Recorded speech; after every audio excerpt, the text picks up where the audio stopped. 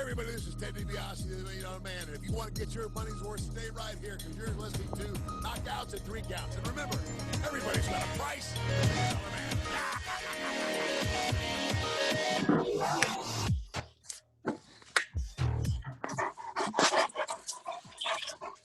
Just the intro playing, brother.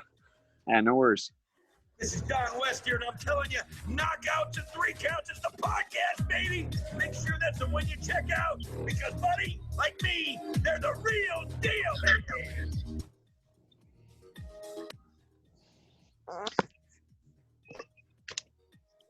This is Jake the Snake Roberts. Just letting you know, you need to listen to Knockouts and 3 Counts, or you see that damn snake again.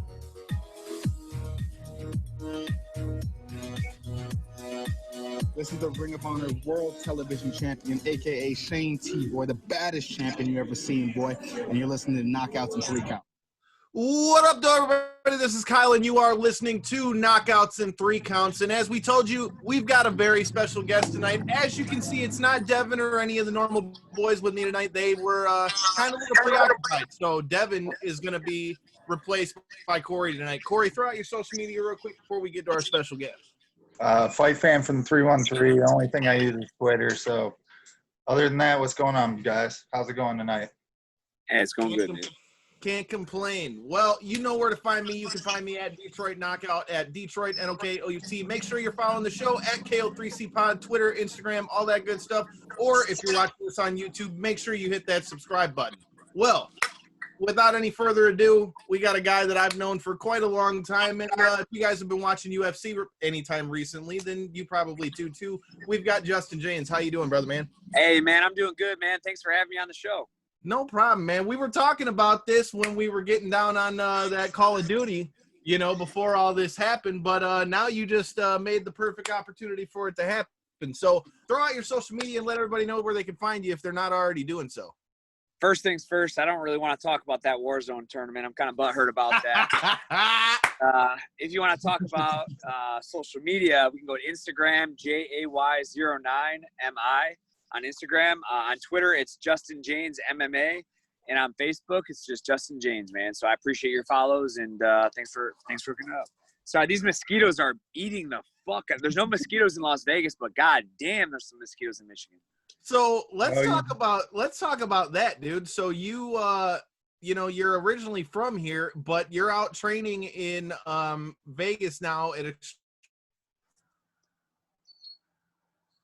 Oh, I lost you, Kyle. yeah, I think we lost him. Oh no. Oh, you didn't lose me. I'm good. I'm in here.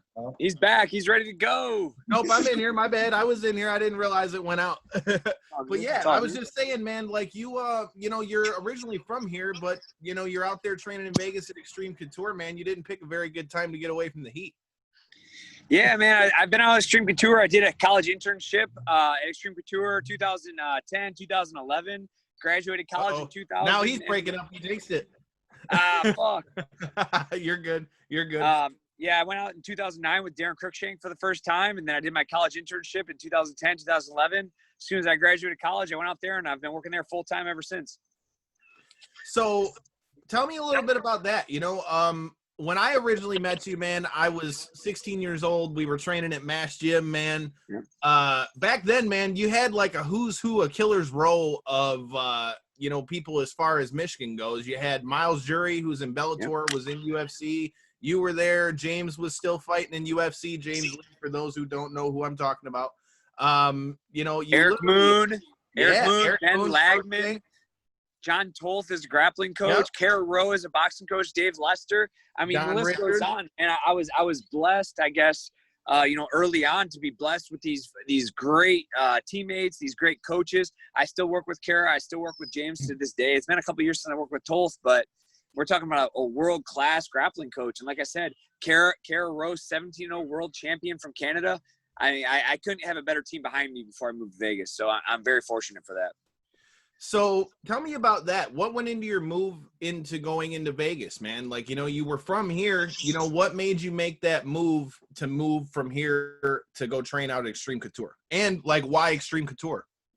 Well, like I said, I went out there with Darren a couple of years back, and I meshed with some of the guys really well. You know, Ryan Couture and I developed a good, really, really strong friendship, and a couple of the guys on the team, Martin Campman and I were super close. He ended up coming to Michigan and cornering me a couple times, throughout my early in my pro career. I just felt these guys cared about me. And it's not that the guys in Michigan didn't care about me or our coaches didn't care about me, but driving an hour to an hour and a half to each training session one way was just taxing and exhausting. Not to mention, in order to pay for training, I was having to work, a job during the day, then drive an hour and a half to training, hour and a half back. At Vegas Extreme Couture, I get to go there in the morning. I get to get my morning session in. I get to work during the day. I get to get my evening session in, and I get to go home. I live 1 mile from the gym. It's a 3-minute to a 5-minute drive. I mean, convenience and, financially, that it was a smart move for me to do at the time. And like I said, I still work at the gym, still run the kids program. But that's essentially why I moved, just for the convenience of working there and training there. So, Corey, I know you've got a bunch of questions, man. We were talking before we got here. So here you go. Here's your shot. Fire them. Well, slightly new to the show, so I might not be as good with asking and wording the questions as hey, no worries, dude. Fire them. I'll answer them best I can. But what my big question was with necessarily you moving to Vegas I was newer to your career. I got to see your, upcoming rise with the first fight in the UFC, like I'm sure a lot of new fans did. And my question was, when I was doing the research, is you were training out in Vegas, but you were still fighting over here in WXC. Sure. How was that working out? I just have a good fan base, and these local promoters, they need to sell tickets, man. And I have a strong fan base in Michigan. I mean, keep this in mind. Like, I fought in California, I fought in Scotland, the UK, I fought in India, I fought in Las Vegas. But out of all the places I fought, I feel my biggest fan base is in Michigan. So coming back to the WXC, I was the WXC 145-pound champ, WXC 155-pound champ, TWC 155-pound champ. I fought for Big John's MMA. I love going back to Michigan, and mostly because it's a free vacation. I get to go out, fly out Thursday, fight on Saturday, and then, I got, not that I wasn't making a lot of money, but I'd make a couple grand in my fights. And then stay in Michigan for a week, see family, see my son. So, when it came down to that, it was a smart financial decision. I basically get a week off work and I get paid to do it. So, absolutely. That makes perfect sense. That's when we were kind of having our little pre-show talk. That's kind of what I was assuming is, being a hometown boy, it was nice to be able to, travel back and get paid for it. Yeah, and it's not like, I fought for the WXC, 3 times in 2 years, TWC 3 times in the last 6 years. It wasn't like I was trying to fight for them every weekend, but like I said, once or twice a year, come back, get a payday, get a week off work. So after I fight, I can go home, and if it was in the fall, I could go deer hunting. If it was in the spring, do some turkey hunting, spend time with family, spend time with my son, and that was the most important part to me.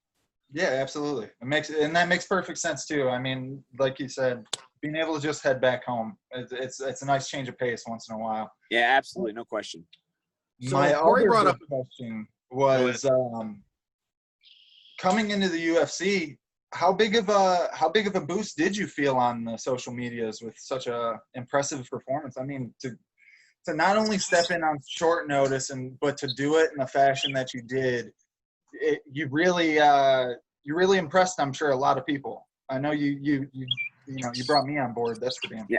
Yeah, I appreciate that, man. And, the last couple of years, I'm just going to keep it simple. Last couple of years, fighting on these smaller shows, WXC, TWC, Big John's, California promotion I fought for, you can't lose at these smaller promotions, man. And, my goal from the beginning of moving to Vegas was to get to the UFC. I want to be the UFC champion. You know what? How about you turn pro first? How about you train first? How about you fight first? And then see what you can do. And, I've been doing this for so long, is my goal the last 10, 13 years has been to get to the UFC. And now that I'm here, and it was the first time I'm in the back with my coach, Dennis, who I've been in there since an amateur, since 2009. And I'm like, Dennis, man, I have no pressure right now. I'm going to go in there. I'm going to throw these hands. And if I gas out, I gas out. If I have no interest in wrestling, I have no interest in grappling. I just want to have a highlight reel fight.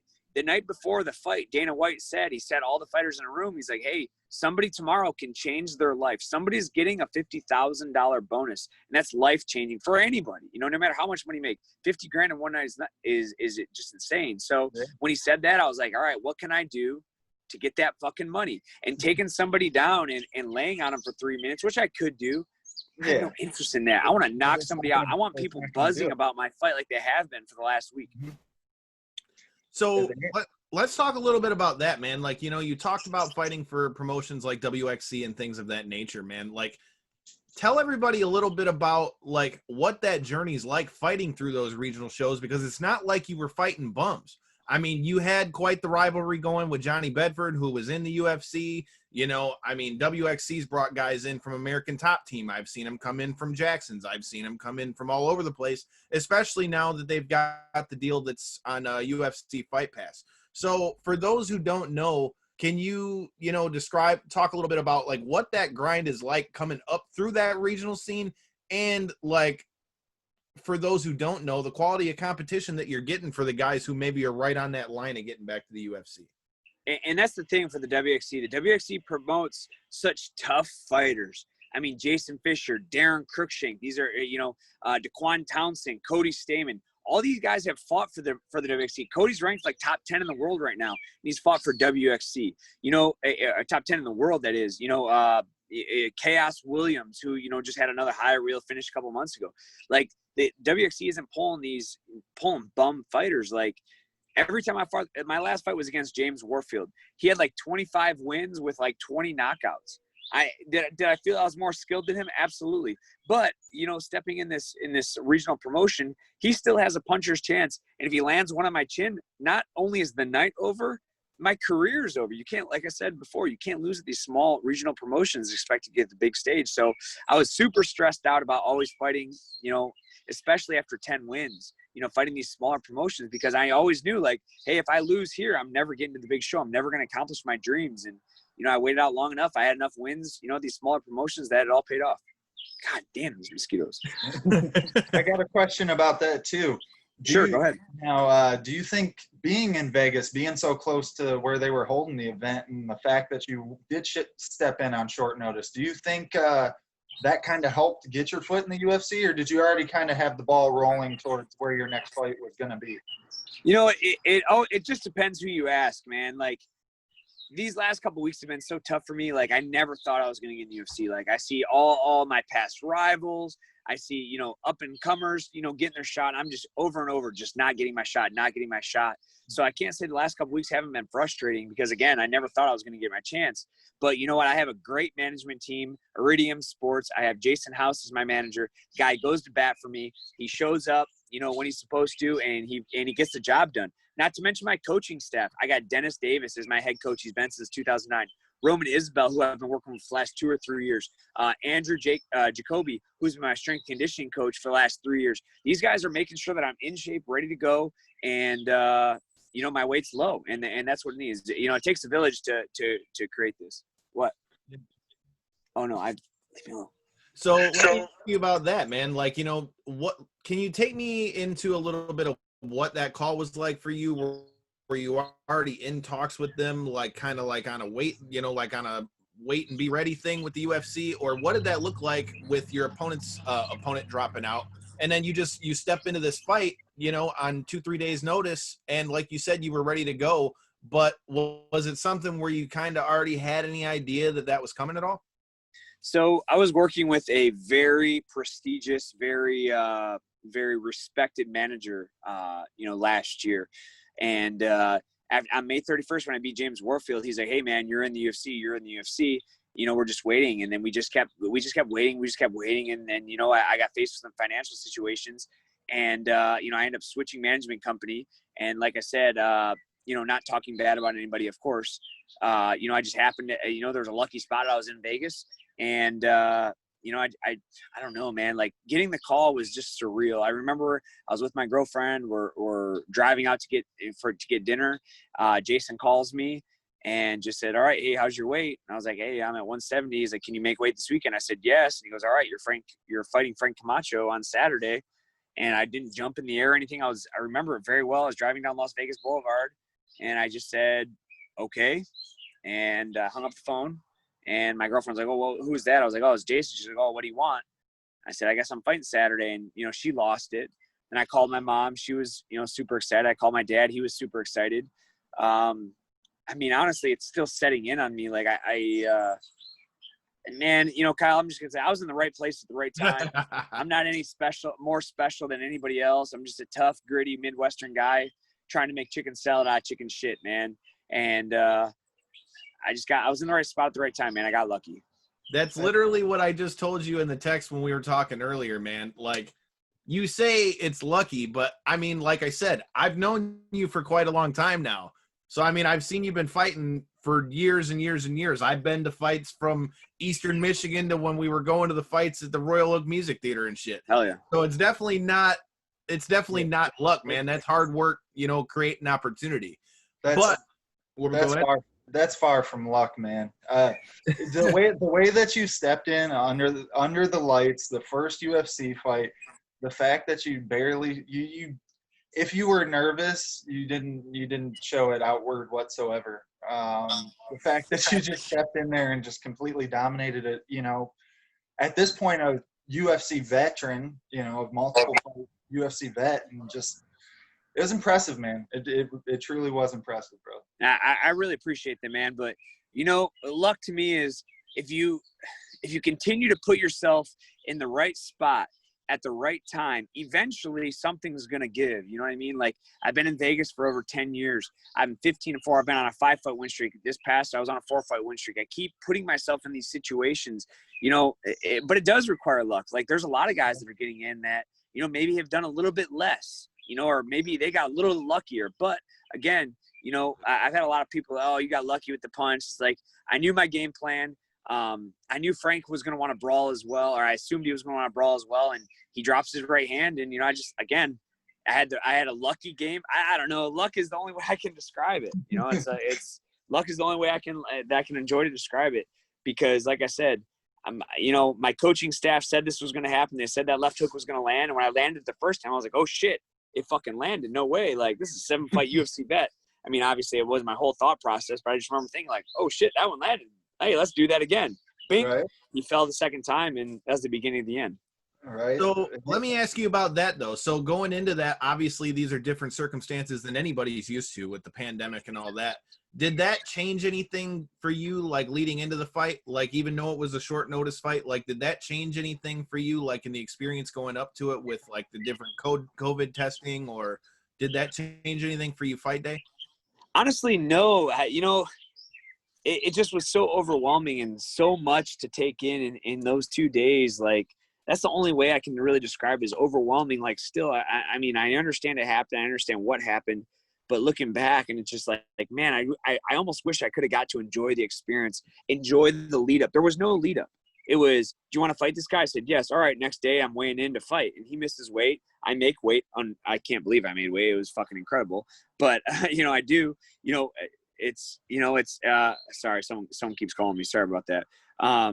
You know, I show up, I make weight, and next thing I know, I'm fighting this 7-time UFC veteran. He hasn't had 2 fights in the UFC. He has 7. And if you count this last one, he's been a part of 4 Fight of the Night bonuses. Like, are you fucking kidding me? Like, this guy's a savage. He's a heavy-handed fan favorite, man. Like, it couldn't win any better for me, man. And like I said, I go back to how I feel. I just feel so lucky and happy to be in the situation I'm in today.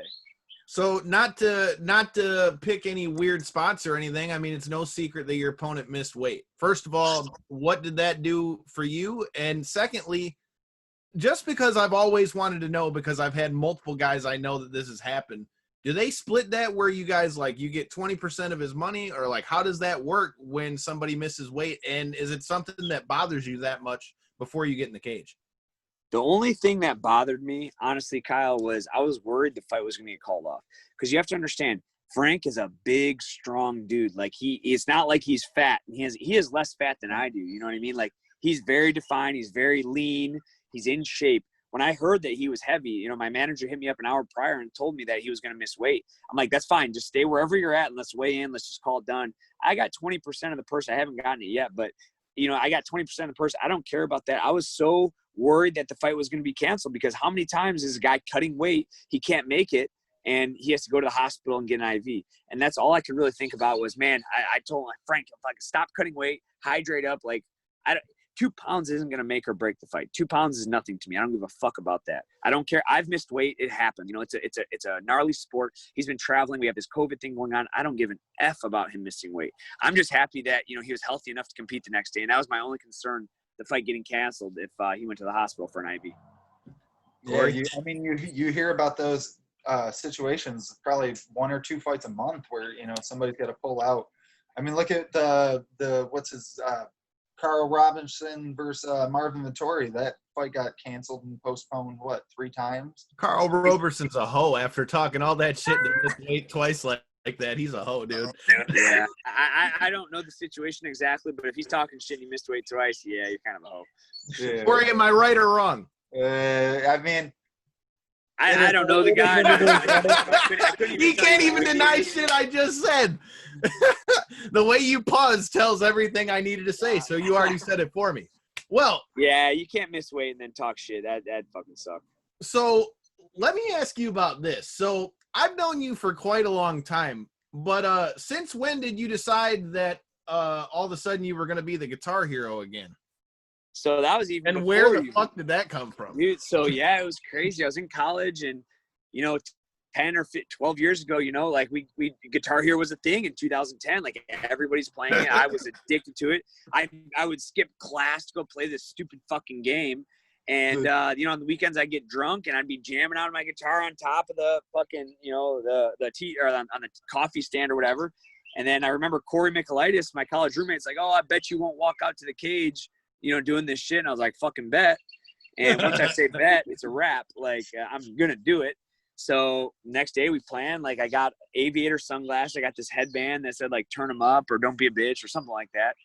And if you guys look at my Instagram, like the last picture I posted from like 2010, goddamn, like a Throwback Thursday kind of deal, has me, you know, strumming a guitar like so, walking down the cage to AC/DC TNT. And I did that like once at Royal Oak, and I did it once in Vegas, and SureDog put it on their website. I've emailed them at least 2 or 3 times to take it down, and they have no interest in taking it down. They don't even respond to me. And it's stuck ever since. I thought I was going to get away from it once I got to the UFC, but it seems like it's being reborn. Hell, the new fans now don't even know what Guitar Hero is. It's so long ago. Wait a minute. So my thing is, didn't come to you about that at all? Like, you know, your name, you know, your nickname is this or whatever, or did he just already have it on the card for you?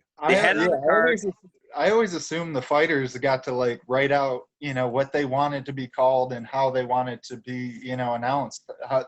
The Bruce Buffer treatment, you know. Yeah, and I thought that too. That, you know, on the forms for the contract, they'd ask like, "Hey, what do you want to be called?" And then they'd have us record, "How do you want your name said?" And you say it twice. You say the first time you say it, enunciate like Justin James, and the second time Justin James. And some of the weird names out there, I'm sure they need that. Yeah, absolutely. But I don't have a weird name. My name's Justin. No, James. yours is simple enough. So, anyways, Bruce, after the fight, he's like, "Do you really want to be, you know, called the Guitar Hero?" I said, "No, don't call me that." And then so on the second, when they announced the win, he didn't announce me as the Guitar Hero, but leading up to the fight, or not leading up, but in the cage when he's announcing us both, he did call me the Guitar Hero. I don't care, man. I might go back to it, but I don't know what I'll do. Like, kids these days won't even know what that is, man. So I don't want to look that. I mean, I already look stupid enough, but I don't want to look that stupid.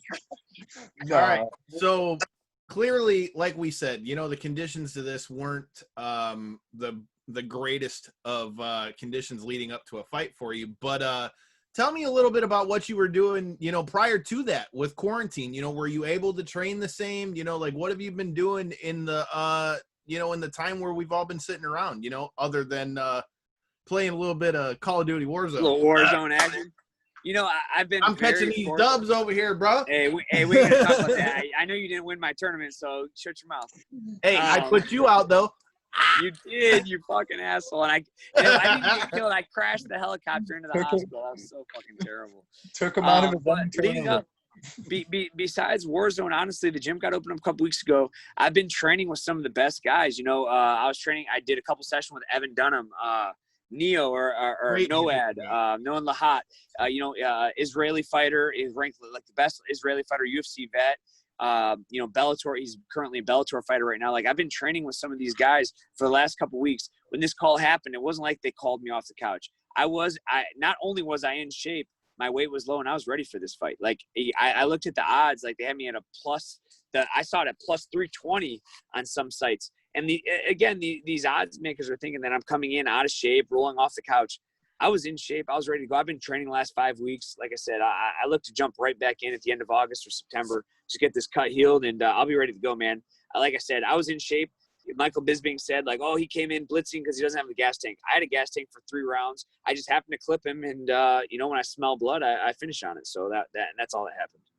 So does that give you any type of extra fuel, like with the fact that people aren't, as versed on what you've done, leading up to the UFC, even though you've got social media where anybody can find anything they need to know? Like, does that give you any more fuel as you go into the cage where, like you said, Michael Bisping and all the rest of them are thinking you're some guy just rolling off the couch? Little do they know, you've had 87 fights altogether? Like I've had so many fights, man. I had like 47 amateur fights. I have 20 pro fights now. Like, as you know, like Michigan back in the day wasn't sanctioned. So you could fight every weekend if you wanted, no matter what. You could get knocked out. I know I'm not going to name any names, but I know some people that went like 2-30 as their record. Like, and they don't give a fuck. They just show up and they fight, Street fighting specialist. Yeah, and that's what they would say. I mean, you've been to these shows. Like, this is the circuit I grew up on. I feel I'm the last generation of its guys that actually want to see who the best fighter was. I feel it's a lot of guys now, like, oh, they see the Conor McGregors, they want to talk shit, handpick their opponents. When I first started, the reason I got into fighting wasn't to handpick my opponents. I genuinely wanted to see if I was the best guy. I'm not saying I was the best guy, but I wanted to see if I was. And, now I've made my mark. Now I'm in the UFC, and, like all the guys that I was training with and fighting with back then, they're they got their career now, and I'm just starting mine now at 30 years old. So I couldn't be more happy about that.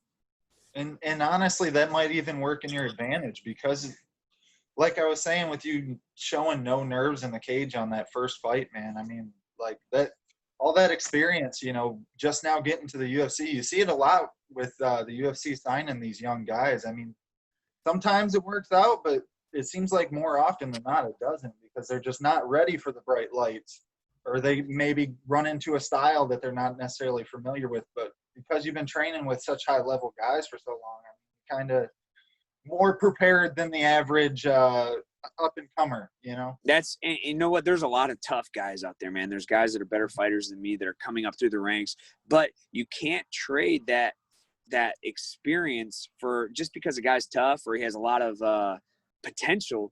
You just can't trade the experience, man. I've been in every bad situation as an amateur. Like I said, I almost had 50 amateur fights. I've been choked out.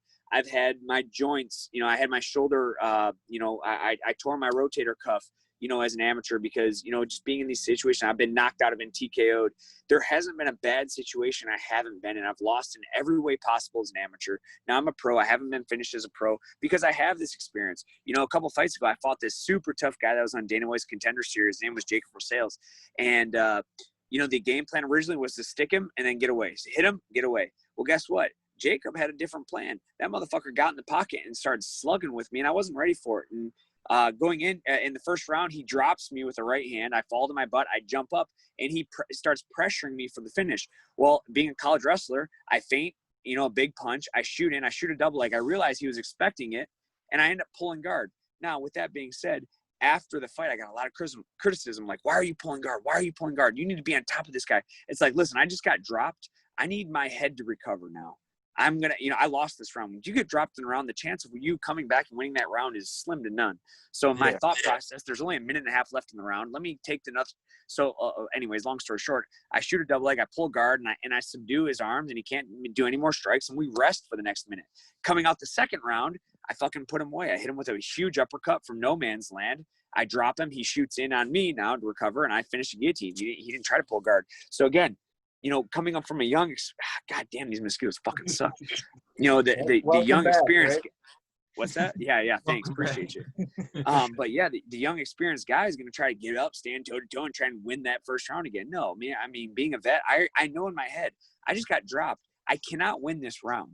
It's a fight to me. It's the best of 3 rounds. Like, if you lose the first round, it's you still have 2 more rounds, 2 more chances to come back. And even if you lose the second round, you can still knock them out in the third or 7 in the third. So, I think the experience is what's going to separate me from the rest. A lot of these guys, a lot of these tough fighters, yeah, they have a great record and they're knocking everybody out. But guess what? They don't have the experience. They don't know what to do when they get put in these situations. I feel I've been in all these situations. I know what to do. And, that's going to affect my career in the long term the most. So with you coming in for that fight, was it something where they kind of like signed you to a multi-fight thing beforehand, or was this just like a one fight, like see how you do deal? No, honestly, when Jason sent me the contract, I was so excited. I didn't even read the contract. I didn't even know what I was getting paid. It could have said $0. You're fighting for free, and I wouldn't give an F because I was so excited to be in the moment and so excited to achieve all my dreams. Because at this point in my career, this is all I've ever worked for, man. This is all I've ever cared about is just getting to the UFC. A lot of people, I want to be the UFC champ. That comes down the road, man. You can't be an ant and expect to build this big anthill by yourself. I want to, I don't know. That's a bad analogy, but like I just want to get to the UFC. Now I'm here. I can reevaluate my goals, and man, I'm excited to fight again. Like it's been a long time since I've been excited to fight. And like I said, here I am, and here we go. So our show opportunity presents itself, right? Yeah, exactly, absolutely. So our show covers pro wrestling too. Hell yeah! Gotta know. I know you like pro wrestling to some degree. No, I don't like pro wrestling. I love pro wrestling. All right, let's get into it then. What was it that got you into it, and who's your all-time favorite? Stone Cold Steve Austin is my all-time favorite. He is by far the best superstar. You mean that guy? What's that? Say again. I said you mean that guy? Dude, Steve, I meet a lot of famous fighters. I've worked for Randy Couture for the last 10 years. And who would really starstrike you? And I can really only think of 2 people. I'm not just saying it from a martial arts background, but Steve Austin or Chuck Norris. Those are the only 2 people I could think that I could be like, oh my God, I'm totally starstruck by. But Steve Austin being the number one, a lot of the reasons I even got into wrestling because of Steve Austin. And when I first started folk style wrestling in 10 years old was because I thought that I could wear a knee brace and spandex and come out and body slam people. And, unfortunately it didn't turn out that was it. But Steve Austin has been my mentor. I don't know. I don't know. Steve Austin is by far my favorite athlete of all time. And if I had to say I'm where I'm at right now because I wanted to be him as a young age. Obviously it changed and progressed and evolved, with the years to come. But I got into the field I'm in because of Stone Cold Steve Austin, or William for that matter. Hey. So first of all, great fucking pick because he's my all-time favorite. Oh, no way. Really? No shit. Well, so I was trying to point back there because that was the picture from when I met him a couple years ago when I was in New Orleans for Mania. So just so that it doesn't burst your bubble, if you ever do get to meet the guy, he's cool as shit. Literally when I met him, he's like, it's like a fucking family reunion. Sure. Because I met him at when I was 8 at the fucking Autorama, So, right. Yeah, Austin, I think did it for all of us. What are your thoughts on some of these guys that we keep seeing kind of bounce back and forth between MMA and wrestling? I say that because you've got guys like, Frank Mir now has dipped his toes into pro wrestling. You've got King Mo has done both. You've got Jake Hager is fighting for Bellator and is in AEW. What are your thoughts on these guys trying to go either from wrestling to MMA and or vice versa, wrestling to or MMA to wrestling? I'm totally fine with it. And it's actually a thing that I've thought about doing is, when my MMA career is over, how cool would it be to get in a wrestling ring with, fucking Steve, I mean, not literally because, I know he's retired and shit, but that's it's MMA is so taxing on your body, mostly the cutting weight. And, at a point you just can't cut weight anymore, man. If these guys can find another avenue to stay popular, stay active, stay fit and make some money doing it, fuck, man, I encourage it so much.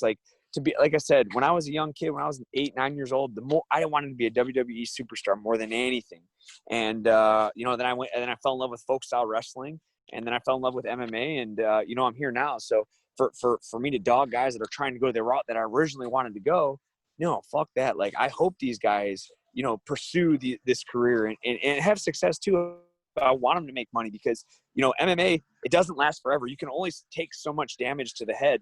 And if these guys are able to, you know, transition to something else that's not the same, obviously, but similar, and keep their popularity and make money, fuck yeah, man. I encourage that more than anybody. Dave Mazzani, good training partner in Vegas. Gina Mazzani, his sister. Gina Mazzani's in the UFC. She just got re-signed to the UFC. They do local wrestling matches, you know, and it's like $20 a ticket, you know, and they have a tag team duo, and they do great. And like I said, Gina is in the UFC. She has like 4 fights in the UFC. She just got re-signed for a short notice a couple weeks ago, and she has a couple more to go. And you know, I think it's fucking great, man. It's, you know, and the more notoriety, the more the more popular someone can get, the more views you can get, whether you're looking at me for wrestling, whether you're looking at me for hunting, fishing, or MMA, the better, man. And the more money we make, and you know, in the long run, we all want to retire. So I think it's great. All right. So Corey, I've been running my mouth for a minute. I've been seeing you ready to go. What do you got? Well, I was just going to go on his point that I think you see a lot of fighters doing that, you know, with whether it be the podcasting, whether it be, like you said, transitioning into wrestling. I mean, you see tons of people doing that now. It's a real way to carry your fan base. You know, a lot of fans are fans for who you are, not just for the performance that you put on, you know. So being able to carry that through multiple venues, I guess you could say, or ventures in your life. I mean, it's definitely, you know, it's definitely obtainable. I mean, you see it a lot nowadays. No, I agree. And like you're saying, the podcast and commentating is that's, you know, when I have a big gust of air, you know what I mean? I got a lot to say about a lot of things, and that's an avenue that I look to take on, you know, when this whole thing's over. I know it's the beginning of my career. I feel like my career is restarted. So I still have a long ways to go, but eventually, you know, that's something I want to look into, maybe pro wrestling, maybe commentating, maybe doing podcasts, stuff like that, because the things I'm interested in, I have a lot to say about it. And there's a lot of people that like the things I'm interested in. I know right now I'm just covered in mosquitoes and I'm slapping myself. I can see them flying in circles around you, dude. It's crazy. It's fucking insane. But you know, I got to look at the end of my career. Like, I can't fight in the UFC forever. You know, I got a 5-year stint, hopefully, and that would be a successful career, maybe a little longer, maybe a little less, who knows? But, you know, I got to look into past that. So, you know, commentating, podcasts, hunting, fishing, YouTube channels, you know, stuff like that. That's all stuff I take into consideration, because, like I said, I like to talk, and I got a lot to talk about when I like it. Well, all right. Was it the media week upcoming before your fight that Dana White was saying to the media that the UFC isn't a career, it's an opportunity? I might not have necessarily agreed with what he was saying, but that kind of lends into what we were just talking about. I mean, it's an opportunity for you to build your name, build a big enough fan base so that you can transition to something later in life, you know? You know, I don't know if it's a repeat, if he repeats something that he said, but like I said, before we all went out there and fight, he took all the fighters, put them in the room, and he told us all, like, this is an opportunity. This is an opportunity to show what you got, showcase the world what you got. There's no other sports going right now. So he said, somebody tomorrow is going to make 50 grand. Let's see if it's you. Yeah. And that's all I could think about. From that moment he said that till the next day, that's all I could think about, is like, this is my chance to make, you know, $100,000 in the next 15 minutes. Like, let's show what I can do. And I was able to get out there and get it done, and I got the bonus. So, you know, like you said, that's right. You know, White said exactly. Yeah, it's like I said, it's life-changing money, and you know, here we are. Yeah, he froze. It's enough to get you a new house, get you a new car. Anything. Pay off my debt. Like, I'm finally debt-free. I'm 30 years old, and I'm finally debt-free. Oh, after all these years. Yeah, like, exactly. That's awesome. You know, not have to worry about that monthly payment, you know, anymore coming off the for a little while, at least till my next fight. You know, I'm not saying that I'm strapped. No, for the you're not set, but next month, a couple months, it takes a lot of pressure off, man. And absolutely, you know, buy my family, buy my son something nice, buy my mom something nice, my dad, so on and so forth. The people that have supported me through the years, I get to pay them finally. Because there's no money in MMA until you make it to the UFC, until you make it to Rise, until you make a good contract in Bellator. You know, so fortunately I got to that point. Now I can start paying people off that helped me get here. So, yeah, and I completely understand that. I'm a single income father of 2 with a house payment, so I understand it, completely, man. When the opportunity like that presents itself, and then like you said, when you get a speech leading into it, and really kind of put the thought in your head of, like, this is something that I can really progress my life forward, and not only with that one opportunity. I mean, look at what you presented with yourself, leading up. Now you're in. Yeah, and that was the hardest part, man. Like I said, staying mentally tough, and again, back to my coaching staff, back to my family, back to all my supporters. They're the ones that got me here, man. All I did was show up to the gym and train. But the hardest part for me is getting to the gym. It's 120 degrees out in Vegas.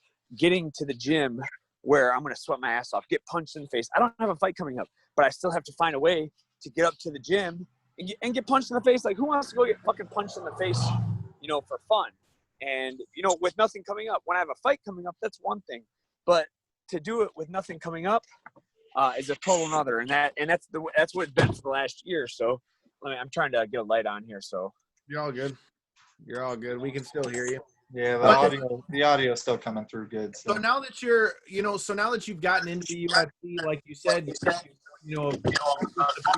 of that list. What's next for you? Are you, are you ready for whoever's next, or do you have anybody you're looking at, or, is it just kind of first come, first serve? And I'll pose you the same question that I posed Jamal Hill. Do you think that people's kind of hesitancy to fight with the COVID presents more opportunity for guys like you who are just getting into the UFC? Yeah. And, I know a lot of people are concerned about that, but guess what? I'm 30 years old. I'm healthy. I don't have COVID. I don't give a fuck about that shit. I need to pay my fucking bills. I need to, put food on the table for my kid. Like, people I know, I don't want to take this. I don't want to travel because of COVID. I don't give a fuck about that. I'm here to pay my bills. With that being said, my hit list right now, I think Austin Hubbard's number one on my list right now. I think he's a great fighter. He's won 2 out of his last 3 fights in the UFC. He just beat my teammate, Max. God damn, motherfucker. Thank you. Hold on a second. I can get in the car now and talk. Anyways, he just won the last 2 out of 3 fights, for the UFC. He's a great, lengthy striker. I think him and I put on fight of the night, man. I think that he's going to try and pepper me with his reach.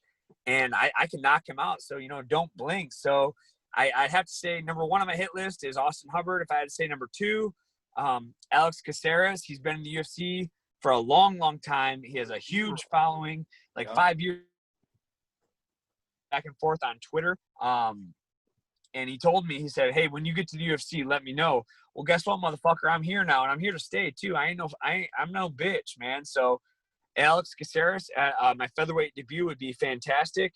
And then third and last of all is Jakar Klaus. Me and Jakar, both from Michigan. I was 58-0 in my senior year in high school. He was 55-0. And I lost to him in the wrestling state championship by 1 stalling point. So I think he's a great guy. I think he's a great fighter. It's no harsh feelings. I just like to punch him in the face for beating me in 2007. Just got to get that one back. Yeah, exactly. So it's not a hostile thing, but I'd love to punch him in the face.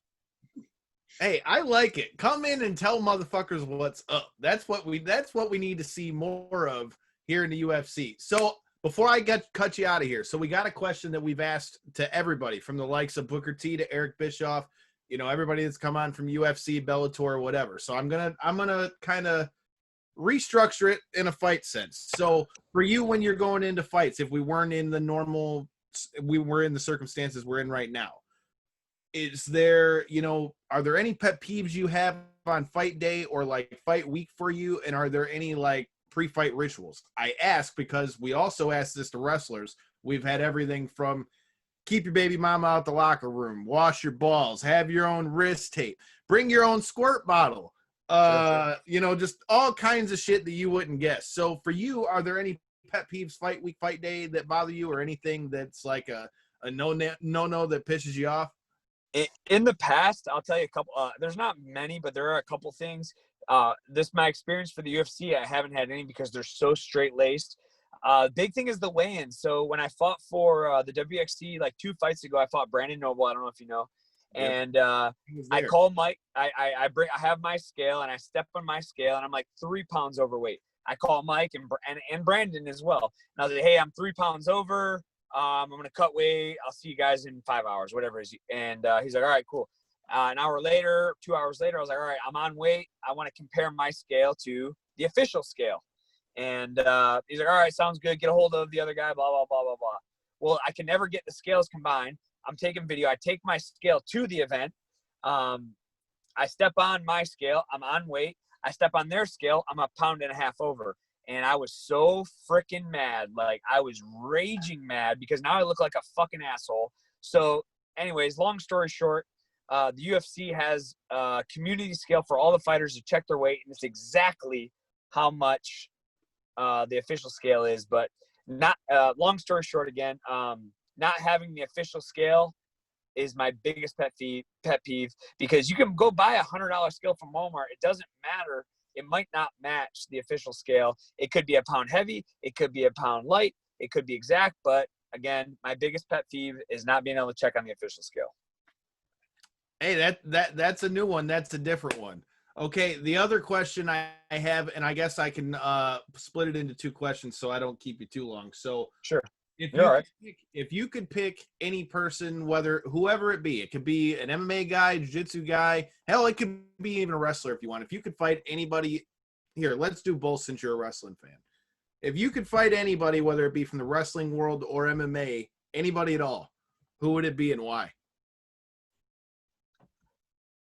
Ooh, that's a tough one. I'd have to go with Steve Austin, man. And you want to fight him? Shit. All right. Well, I mean, that's my idol. Like, how cool would it be? I mean, honestly, from a respect point, to stare across at the ring and a guy you've looked up to since you were 7, 8 years old. I didn't even know what drinking beer really was, you know, and he's drinking beer and now I'm a fucking beer drinker. And, you know, like, it's not that I want to fight him and punch him in the face or hurt him or him hurt me or anything, but just to share that experience, to look across the cage or the ring of somebody that you've idolized. Like I said, Steve Austin, Chuck Norris are probably the only 2 people I could ever meet and be like starstruck. You know, I've met a lot of famous people before and it's not a big deal to me. Like, but Steve Austin molded my childhood. It molded everything up until I was, 15 years old. Like, I mean, I couldn't imagine looking across and having that experience of, I don't know, man. Like, I know there's a lot of guys out there that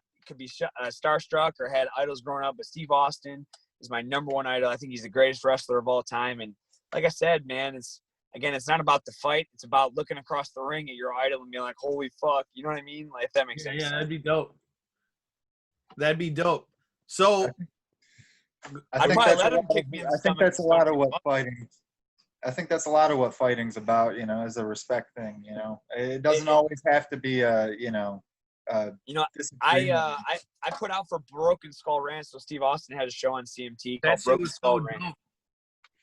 Dude, I made it through my application process, and I made it to the interview, and allegedly I had a great interview, and I finished like the top 25, and they only took 15, and I was really heartbroken about that. I had an awesome intro video, as WWE style video that I did. Like, just, I don't know.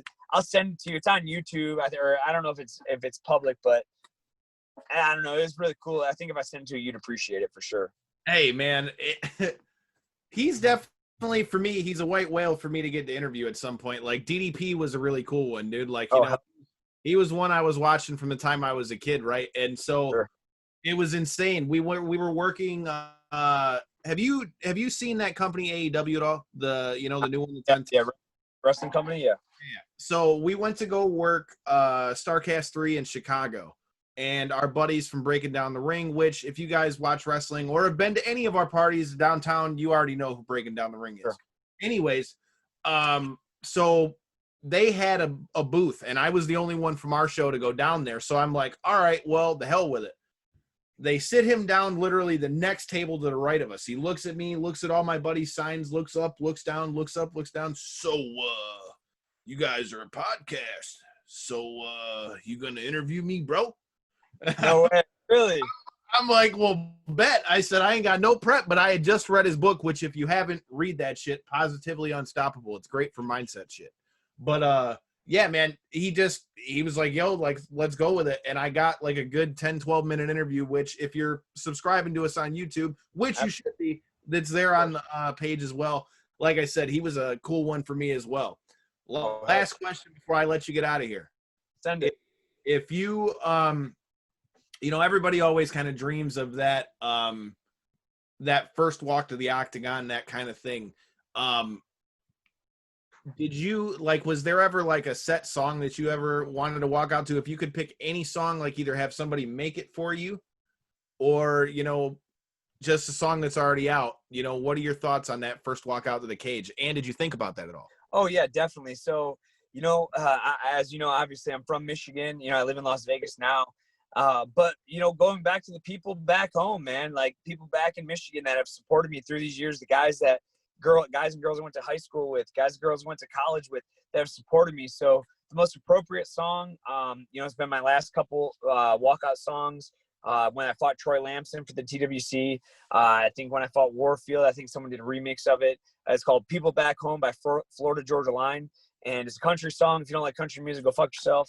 But very emotional song for me because it hits pretty hard, and it just kind of describes, you know, all my supporters through the years, you know, and basically saying, hey, whether I win or lose, this is for you guys. This is for all the people back home. So whether you like country music or not, People Back Home by Florida Georgia Line is my favorite walkout song. Like I said, I've walked out to it 4 or 5 times now, and it'll probably be my next walkout too, because like I said, I'm only here because of the people of Michigan, my mom, my dad, my friends and family that have supported me. That the times when I'm like, hey, look, I'm done with this. Like, hey, stop being a little bitch and, you know, just finish out what you're doing. You know, if it wasn't for my people back home, you know, we wouldn't be talking right now. And so every time I'm walking off the cage, I like to listen to this song and have a friendly reminder. Hey, look, motherfucker, you bite down in your mouthpiece because you're doing this for all your people back home. So no pun intended. I mean, hey, dude, you can't not respect that. I've seen them in concert before. Definitely a fun concert to go to.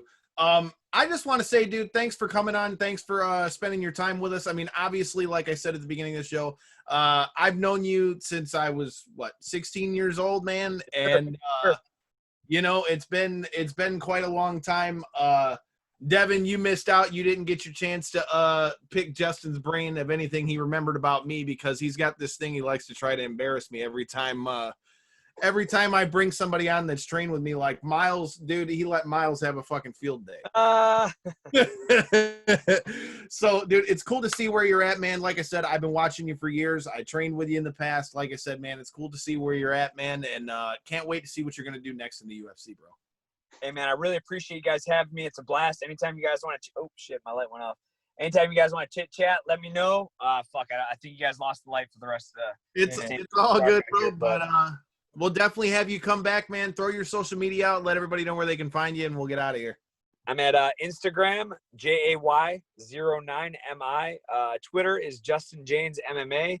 And then Facebook is just Justin Janes. Well, man, we'll have to link up and get that beer before you get out of here. Maybe I'll drag Corey back. Hey, I'm here for till July 12th. So anytime you want to get together, fucking let's drink some cold ones. I'm free tomorrow night and Thursday, man. So get with me. Tomorrow sounds good, bro. I'll talk to you soon. All right, brother. Hey, brother, appreciate it, man. Hey, appreciate you guys. Have fun. All right, have a good night. Likewise, you too, man. Good luck on the UFC. Hey, thanks, man. Appreciate you. Yeah, not a problem, brother. You too. All right, well, there you have it, man. Justin Janes, fresh off of his knockout UFC. Corey, what'd you think? This is your first full show with us. You've been with us on the prediction videos, which make sure you're checking those out because we're going to have one for the UFC Fight Island. Corey will be back with me for that as well. What'd you think of your first full show, man? Stealing the belt. But I thought it went well, man. I thought he had some great topics to talk about. I thought he had some really great stories, and I thought it was good to, hear his backstory on how he made his way here, and not only that, but how he didn't feel the nerves. I mean, how do you not feel the nerves for your first UFC fight? He was saying he was in the back, not even feeling it. Well, dude, I mean, you got to think about it though. I mean, like he said, he's All fought that experience. Plus he's fought World Series of Fighting, Bellator. all that stuff. I mean, dude, he's got all the experience. So, like I said, man, I hope you guys enjoyed this interview. We're going to have more guys from the UFC coming soon. The show, we're going to be taking a break for a couple weeks on the regular Tuesday show. I've got some things to take care of, but there's still going to be prediction videos, reaction videos for the UFCs coming up. We'll have Corey with us. Fez will be with us. The boys will be back soon as well. Like I said, hopefully all of you guys are safe with the pandemic and everything that's going on with that as well. Like I said, it's a crazy time for all of us. We're figuring out here at Knockouts and 3 Counts as well. But like I said, the content won't stop. Make sure you stay tuned. We've got more guys from the UFC coming up soon. Make sure you check out Justin James. All his social media will be in the description of this video. And until next time, make sure you follow me at Detroit Knockout, Detroit, Knockout. Make sure you're following the show at KO3C Pod on Twitter and Instagram. Knockouts and 3 Counts on YouTube. Smash that subscribe button. And hey, shout out to our homies at Stransky & Company Realty. They've sponsored us for quite a long time now. If you're in the market for a house, especially now that you can go check them out in person, hit them up. 248-563-9449. Admin at StranskyandCompany.com. They're your guys for a new home. Corey, anything else before we get the fuck out of here? No, thanks for having me on. You guys will be seeing more of my big dumb mug on this here show coming up. So, hey man, we're looking forward to it. Justin, thank you for your time. Until next time, peace. Later, boys.